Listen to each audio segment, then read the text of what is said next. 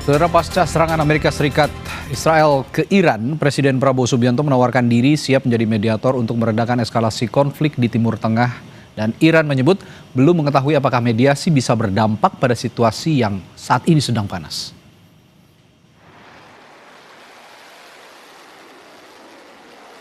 Di tengah semakin memanasnya konflik di Timur Tengah pasca serangan Amerika Serikat Israel ke Iran, Indonesia menyatakan siap menjadi mediator. Menteri Luar Negeri Sugiono menyebut sudah berkomunikasi dengan Menteri Luar Negeri Iran Syed Abbas Araghchi. Sugiono menegaskan pentingnya untuk kembali ke meja perundingan. Saya juga sudah berkomunikasi dengan Menteri Luar Negeri Iran kemarin. Beliau menelpon saya, kemudian menjelaskan posisi Iran. Tentu saja kami menyampaikan juga sikap Indonesia bahwa kita menyesalkan perundingan yang terjadi kemudian gagal, yang berakibat pada terjadinya eskalasi. Kemudian kita juga menekankan lagi prinsip-prinsip penghormatan kita terhadap integritas wilayah, terhadap kedaulatan wilayah suatu negara. Kemudian kita juga menekankan kembali pentingnya untuk kembali ke meja perundingan. Dan juga yang pasti kami menyampaikan lagi keinginan dari Bapak Presiden untuk menjadi mediator dalam upaya mendinginkan dan menurunkan eskalasi di wilayah tersebut. Dan ini merupakan pandangan-pandangan yang juga beliau terima. Mengenai peluang Presiden Prabowo Subianto untuk menjadi mediator dalam konflik AS Israel dan Iran, mantan Wakil Menteri Luar Negeri Hasan Wirayuda bilang, bukan soal mampu atau tidak mampu. Namun dalam situasi saat ini, syarat paling penting adalah pihak-pihak yang bertikai mau menerima Indonesia sebagai mediator. Kita tidak membicarakan apa Indonesia mampu atau tidak. Itu kan pemikiran awal. Dengan kata lain, untuk menjadi mediator kan harus juga ada penerimaan dari dua pihak yang bertikai. Dan kita belum lihat tanda-tanda itu. Kita bahas, tapi juga dalam konteks perkembangan mutakhir. Apakah dengan perang yang berkecamuk di Iran ini akan melemahkan, kemungkinan melemahkan posisi dan mandat BOP. Kita akan berhitung lagi dari sisi itu. Duta Besar Iran untuk Indonesia menyampaikan pemerintah Indonesia selalu bisa berkomunikasi dengan Iran. Namun dalam situasi saat ini, dia tidak bisa memastikan apakah mediasi dapat membuahkan hasil atau tidak. البته اگر دولت محترم اندونزی بخواد ارتباط بگیره این ارتباط قابل انجامه، میتونه با طرف ایرانی صحبت بکنه و مشورت بکنن و صحبت کنن، ولی راجع به اینکه آیا میانجیگری اتفاق خواهد افتاد یا نه من هیچ نظری ندارم، چون نمیدونم که در این شرایط آیا چنین چیزی ممکن هست یا نه. Dalam konflik apapun, niat menjadi penengah patut diapresiasi. Namun terkait politik luar negeri, setiap langkah harus diperhitungkan agar tidak merugikan kepentingan dalam negeri dan melanggar prinsip politik bebas aktif. Tim Liputan, Kompas TV. Di tengah konflik yang terjadi di Timur Tengah antara Iran dan juga Amerika Serikat Israel, bagaimana Indonesia harusnya bersikap di tengah konflik yang semakin memanas di Timur Tengah ini? Kita akan bahas bersama dosen dan analis Timur Tengah dari Universitas Bina Nusantara, Tia Mariatul Qibtiyah. Nanti juga akan bergabung Wakil Ketua Komisi 1 dari DPR RI, fraksi Partai Golkar, Dev Laksono. Kita akan ke Mbak Tia terlebih dahulu. Selamat malam Mbak Tia, ketemu lagi. Iya, selamat malam Mas Radi. Mbak Tia, saya masih ingat pernyataan Anda di hari Minggu lalu ya ketika kita berbincang. Anda mengatakan sepertinya tawaran Presiden Prabowo Subianto untuk menjadi mediator di tengah konflik yang sedang terjadi ini sedikit tidak realistis. Nah, menurut Anda bagaimana faktor kunci yang membuat mediasi di negara seperti Indonesia ini sulit berhasil di konflik seperti sekarang ini? Ya, saya sepakat dengan Pak Hasan Wirayuda ya. Beliau cukup sangat jelas mengenai bagaimana proses menjadi mediator itu tidak mudah, apalagi bagi Indonesia. Ada beberapa poin yang harus kita perhatikan, Mas Radi. Pertama, kita dalam posisi saat ini Iran sama sekali tensinya belum turun, begitu ya. Sama sekali tidak ada perubahan, bahkan semakin semangat untuk terus mengirimkan roket-roketnya Hmm. ke area titik-titik yang memang itu menjadi berdampak terhadap Amerika Serikat dan juga Israel begitu. Artinya memang kita tidak masuk ketika orang lain sedang kondisi panas begitu ya. Bagaimana menjadi mediator itu adalah mendamaikan, mendinginkan. Ini tidak mudah karena kan pada awalnya konflik ini terjadi dari adanya proses perundingan. Ketika perundingan itu deadlock tiba-tiba masih berjalan dan Israel menyerang dan langsung membunuh pimpinan tertinggi negara dan juga agama, ini tentu melukai Iran. Kita tiba-tiba ingin masuk. Nah, ini yang sulit begitu. Itu yang pertama. Yang kedua itu tadi betul, bukan persoalan mampu dan tidak mampu Indonesia ini gitu. Karena memang harus diterima menjadi mediator itu oleh kedua belah pihak. Walaupun misalnya Pak Menlu bilang bahwa kita bilateral dengan Iran bagus, Ya. dengan Amerika bagus, tapi itu tidak otomatis selalu bisa mendamaikan. Sulit dengan kondisi seperti ini, Mas Oke, Radi. baik. Lalu dengan kondisi seperti sekarang, sebenarnya modal Ya. diplomatik kita untuk bisa masuk dalam proses mediasi di Timur Tengah itu bagaimana? Apa yang menjadi modalnya? Ketika Mbak Tia juga tadi siang saya masih nyimak juga ya di Breaking News Kompas TV mengatakan bahwa modal Indonesia sebagai negara Muslim terbesar di Asia bahkan di dunia ini juga tidak relevan lagi di kondisi saat ini karena kalau itu konteksnya adalah perdamaian antara Israel dan Palestina, begitu ya Mbak Tia ya? Betul. Jadi kalau dalam konteks Palestina Israel kita bisa jualan tanda kutip ya Mas Radi, bahwa kita mempunyai diplomasi, ada yang menyebutnya diplomasi Islam begitu ya, dengan Oke. the big question Muslim itu tadi begitu. Tapi itu dalam konteks Palestina Israel. Tapi kalau ini kan Amerika dan Iran, terus Oke. bagaimana kita di sini dengan the most population Muslim? Nggak masuk juga. Mau jualan dari segi kita OIC, ya Iran OIC, tapi Amerika Israel bagaimana? Apalagi kita secara formal tidak punya hubungan diplomatik dengan Israel. Sulit begitu. Jadi ya kembali saya menyarankan sebaiknya Indonesia jangan terlalu show off lah. Dengan kondisi seperti ini diam dulu, kita melihat situasinya seperti apa ke depan. Oke. Kalau memang ke depan kemungkinan ada diadakan perundingan kembali dan Iran mau kembali ke meja perundingan, ya baru kita mengeluarkan statement yang kira-kira kita bisa kontribusi apa begitu. Tapi saat ini tidak memungkinkan, masih panas. Gimana pimpinan negara, pimpinan ideologi mereka dibunuh gitu. Itu tidak mudah loh gitu. Apalagi petinggi-petinggi militernya juga mereka habisi semua. Bahkan Oke. Ahmadinejad udah jadi sipil pun dibunuh gitu. Lukanya teramat dalam. Jadi kita cooling down lah, ngapain gitu. Oke. Kita diam dulu, tunggu situasi, baru kita berdiskusi di internal kita di Indonesia. Kalau memang ingin kita berkontribusi, ingin promosi tentang negara kita, baru kita mengeluarkan statement Oke, begitu. tapi ada yang menarik dari pernyataan Dubes Iran untuk Indonesia yang mengatakan bahwa kita mengapresiasi negara-negara yang sudah mengecam aksi Amerika Serikat dan Israel ke Iran. Nah, ini dengan kata lain juga agak menekan Indonesia untuk juga ikut mengecam. Jadi kalau dalam posisi wait and see seperti Mbak Tia bilang sekarang ini, apakah kecaman itu juga akan malah menambah buruk situasi atau bagaimana? Saya pikir tergantung ini untuk fungsinya apa. Oke. Kalau misalnya publik kita adalah sedang membutuhkan sikap yang tegas dan publik kita menunggu bahwa apa yang dilakukan Amerika Serikat dengan Israel itu adalah menyalahi international law, apa susahnya kita juga mengecam, mengkritik seperti yang dilakukan oleh Malaysia. Kenapa Anwar Ibrahim begitu jelas dan begitu masuk dalam kolom Al Jazeera misalnya, maaf saya menyebut merek media lain, karena dunia melihat dia mempunyai sikap politik yang tegas dalam dunia internasional, dalam hal ini dalam politik global. Anwar Ibrahim itu jelas bagaimana sikapnya, langsung dia mengecam begitu, sehingga itu menjadi respect, justru menjadi respect demikian. Kita dalam posisi yang ditunggu oleh publik domestik aja diam, Oke. tapi hal yang ditunggu malah keluar statement gitu. Itu yang sangat disayangkan gitu. Oke.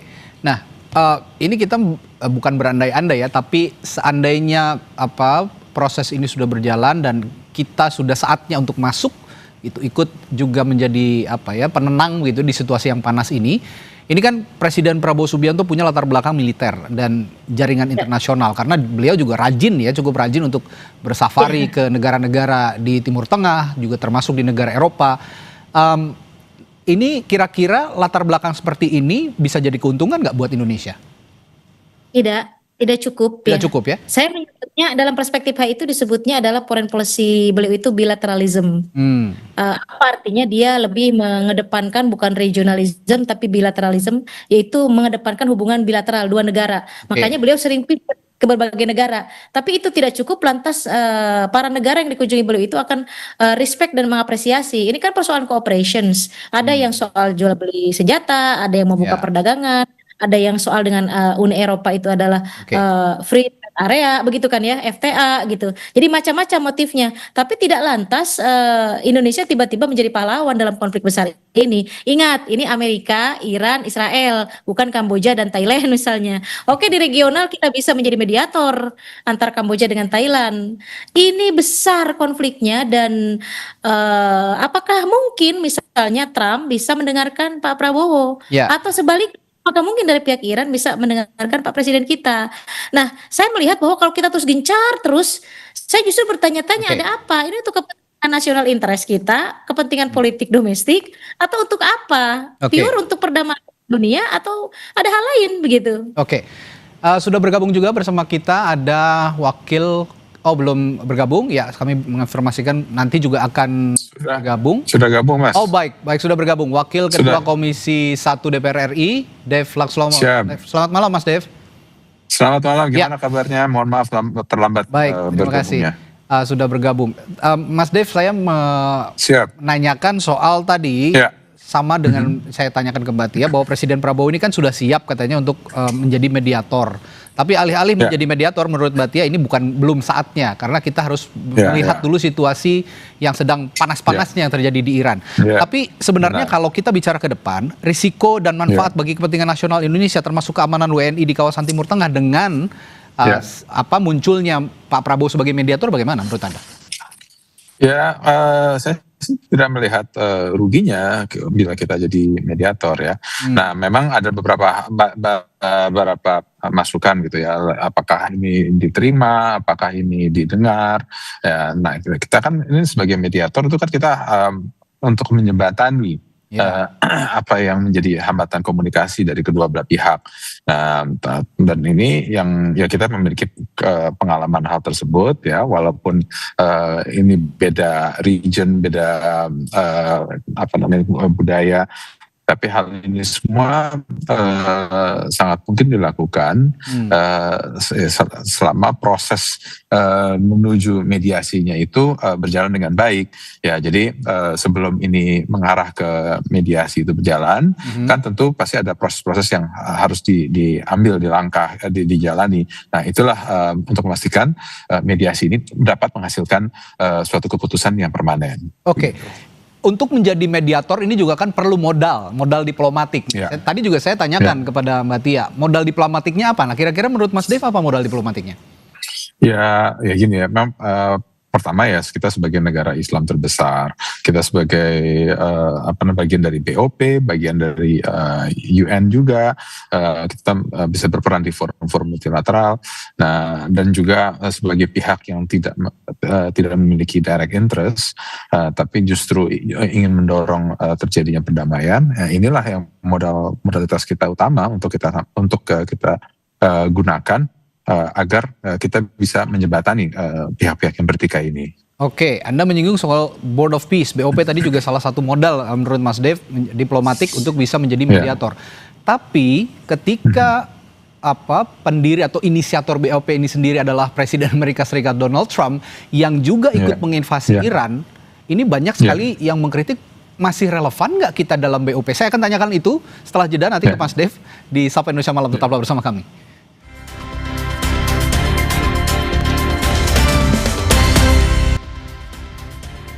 Saudara, Presiden Amerika Serikat Donald Trump mengkritik Inggris dan mengancam akan menghentikan hubungan dagang dengan Spanyol usai kedua negara itu menolak memberi dukungan saat Amerika Serikat menyerang Iran. Trump menyebut Spanyol sebagai satu-satunya negara di NATO yang tidak setuju menaikkan anggaran pertahanan menjadi 5%. Trump bilang Spanyol hanya ingin anggaran 2%, namun negara itu tidak mau membayarnya. Trump mengancam akan memutuskan hubungan dagang dengan Spanyol. Trump juga mengkritik Inggris yang tidak mengizinkan Amerika Serikat menggunakan pangkalan militer di Kepulauan Chagos dan Diego Garcia untuk menyerang Iran. What does that mean? And as you know, they were the only country that in NATO would not agree to go up to 5%. I don't think they agreed to go up to anything. They wanted to keep it at 2%, and they don't pay the 2%. So we're going to cut off all trade with Spain. We don't want anything to do with Spain. By the way, I'm not happy with the UK either. That island that you read about, the lease, okay, he made it for whatever reason. He made a lease of the island. Somebody came and took it away from him. And it's taken 3-4 days for us to work out where we can land there. It would have been much more convenient landing there as opposed to flying many extra hours. So we are very surprised. This is not Winston Churchill that we're dealing with. Kita lanjutkan kembali perbincangan bersama Wakil Ketua Komisi 1 DPR RI, Dev Laksono, dan juga Mbak Tia dari Universitas Bina Nusantara. Saya ke Mas Dev tadi, saya tanyakan sebelum jeda bahwa saat ini, Anda tadi sempat menyinggung BOP, tapi saat ini banyak juga yang mengkritik Indonesia, posisi Indonesia di BOP karena sudah tidak relevan, karena Amerika Serikat yang menjadi inisiator justru menjadi dalam tanda kutip penyebab huru-hara atau penyebab konflik yang besar yang terjadi di Iran. Bagaimana Anda menengahi soal ini? Ya, memang ada banyak pandangan itu, tapi begini, kita ini kan info yang beredar berdasarkan pandangan dan juga masukan masing-masing. Oke.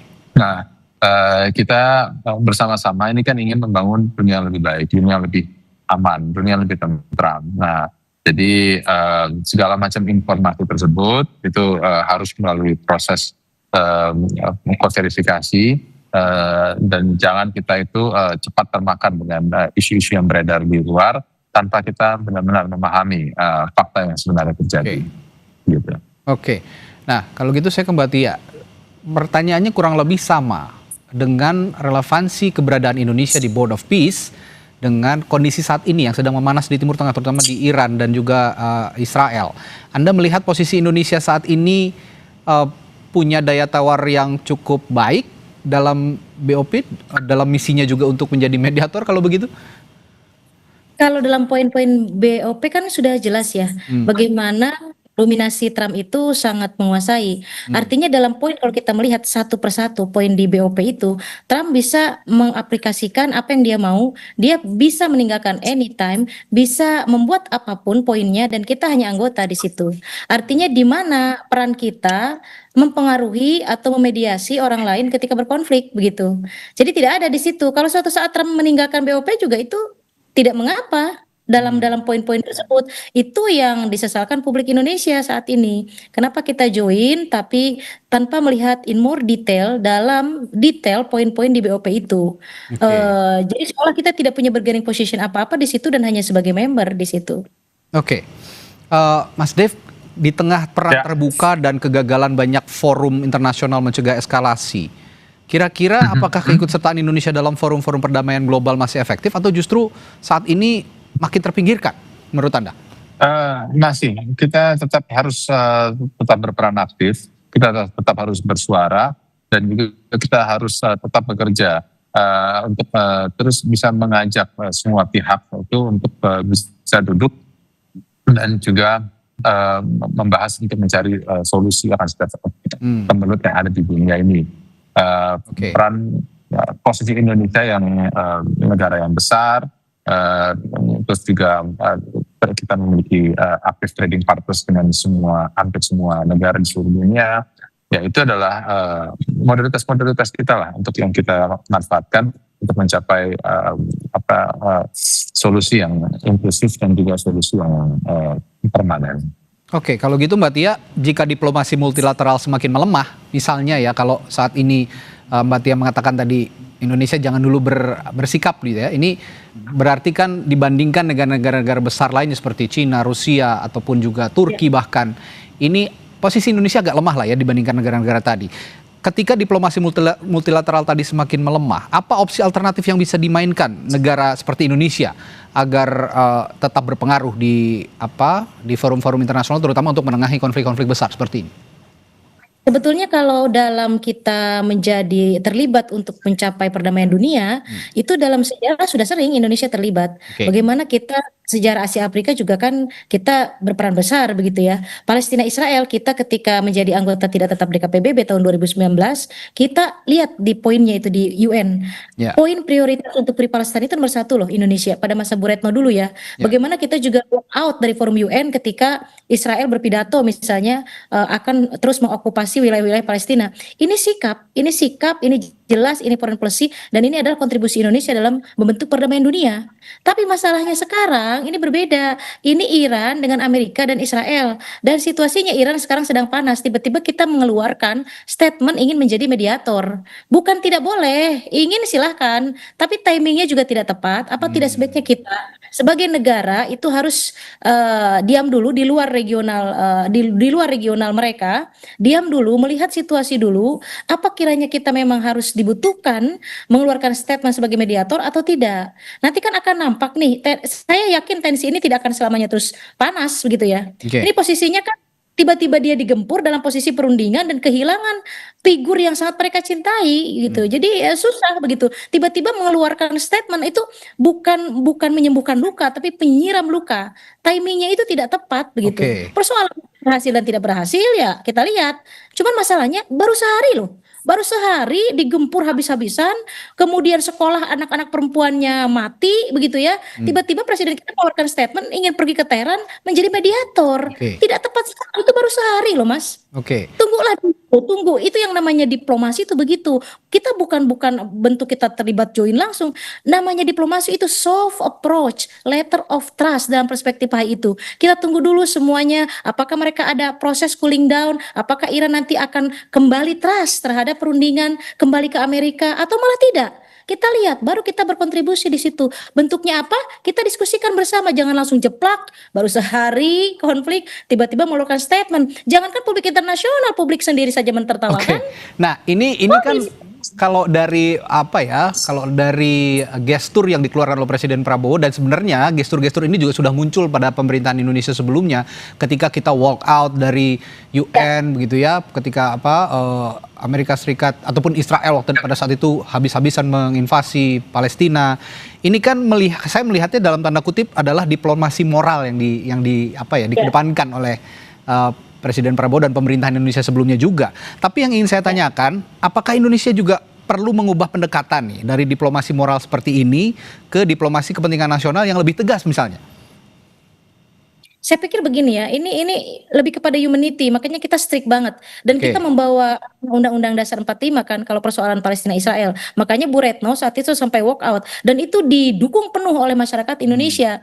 Coba sekarang lihat dengan kasus baru perang 1 hari, Iran terpuruk, kaget, dia sedang perundingan diserang bahkan ke sekolah anak-anak ya, anak-anak loh, anak-anak perempuan, tiba-tiba presiden kita bicara regional mereka bukan begitu ya. Kemudian secara langsung juga kita tidak terlibat begitu. Itu kayak membasuh luka begitu. Jadi kita cooling down dulu, tunggu dulu, bukan tidak boleh. Memang dari dulu kok, bukan kali ini saja. Indonesia selalu terlibat paling depan untuk create a peace di dalam politik global. Tapi bagaimana strateginya, caranya supaya dunia internasional tidak memandang remeh ke kita, jadi kesannya asbuny. Yang kedua, publik kita sendiri mendukung. Coba kita lihat deh bagaimana dalam sentimen analisis kita cek publik Indonesia. Aduh, saya ngelihatnya Mas, bagaimana begitu ya sebagai akademisi, sedih saya sebenarnya Pak Presiden diseperti itu kan oleh publik kita sendiri gitu. Nah, Mas Dev kalau gitu ya bukan nggak boleh kalau kata Mbak Tia, ini kan ada timing yang harus diperhitungkan juga. Nah kalau begitu kapan timing yang tepat kira-kira kalau menurut Mas Dev? Enggak gini, ini ada perbedaan pandangan dan pendapat ya. Kalau ini kan Mbak Tia menyampaikan bahwa ini menunggu timing agar cooling down. Tapi kalau saya melihatnya ini adalah solusi yang Presiden ingin segera tawarkan supaya segera terjadi komunikasi sehingga bisa ada titik temunya. Ya, tapi ini semua adalah perbedaan pandangan dan pendapat. Jadi ada pandangan dari publik, ada pandangan dari internal. dan juga ada yang melihat bahwa ini adalah sebuah situasi yang membutuhkan sentuhan yang lebih segera. Jadi ya ini semua tentu ada melalui pertimbangan yang masak. Presiden kan memiliki tim yang banyak, bukan hanya 1-2 orang ya. Sehingga mengambil keputusan itu juga melalui pertimbangan yang cukup sangat serius. Nah, maka itu saya yakini apa yang disikapi oleh pemerintah ini melalui pertimbangan yang cukup mendalam untuk ditindaklanjuti ke selanjutnya. Oke, tapi begitu. Kementerian Luar Negeri sendiri, Mas Dev, ketika kemarin berbincang dengan Kompas TV, ini juga belum menyampaikan secara resmi apa yang menjadi niatannya Pak Prabowo ini kepada pemerintah Iran, karena pemerintah Iran sendiri masih sibuk untuk menahan gempuran gitu ya, alih-alih untuk memperhatikan masukan dari pemerintahan negara lain. Nah, kira-kira dari Komisi 1 DPR, apa yang bisa diberikan catatan kepada pemerintah, terutama Kementerian Luar Negeri juga mengenai timing yang pas untuk menyampaikan hal ini kepada Iran? Ya, tentu timing yang pas itu dibutuhkan, akan tapi segala macam hal itu harus dipertimbangkan dengan masak, dengan detail, dan juga dilihat situasinya, baik situasi dalam negeri kita ataupun juga situasi luar negeri secara regional ataupun secara global. Dan juga peran kita itu bisa dioptimalkan sejauh mana. Ini kan baru tawaran yang disampaikan di awal. Nah, sementara kan pemerintahannya Iran sendiri kan juga mengalami ada perubahan kan, karena dengan tewasnya sejumlah pemimpin mereka. Nah, ini yang harus kita lihat juga dengan siapa counterpartnya presiden itu untuk melanjutkan pembicaraan ini. Oke, kalau gitu singkat Mbak Tia. Mbak Tia, saya terakhir ke Mbak Tia. Apakah timing yang tepat itu ketika nanti pemimpin Iran yang baru ini definitif sudah terpilih untuk menyampaikan niatan Pak Prabowo tadi? Ya, bisa begitu. Karena ini kan masih abu-abu. Baru mau naik Ali Reza, meninggal juga. Kemudian sekarang putranya beliau, Ayatollah Ali Khamenei, putranya ya.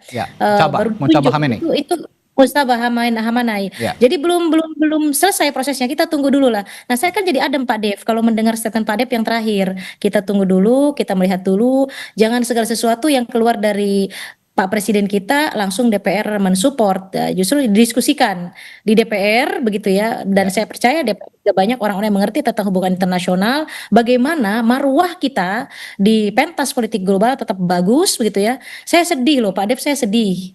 Presiden kita dibully di mana-mana begitu ya. Di domestik iya, di luar iya, dengan tiba-tiba mengeluarkan statement yang menurut publik internasional ataupun domestik itu aneh begitu, dalam kondisi yang tidak tepat begitu. Maka dari itu ini masukan, mungkin saya juga rakyat Pak Dev, masukan juga di komisi Pak Dev untuk bisa didiskusikan bagaimana jangan terlalu gencar lah untuk mempromosikan, membranding negara kita di saat orang lain sedang menderita begitu. Baik. Itu saja. Baik, terima kasih analis Timur Tengah yang juga dosen dosen hubungan internasional ya di Universitas Nusantara, Tia Mariatul Kiptiah yang sudah memberikan perspektifnya malam hari ini, dan juga tadi ada Dev Laksono, Wakil Ketua Komisi 1 DPR RI yang juga sudah memberikan pendapatnya di Sapa Indonesia Malam. Selamat malam Bapak dan Ibu, sampai jumpa lagi.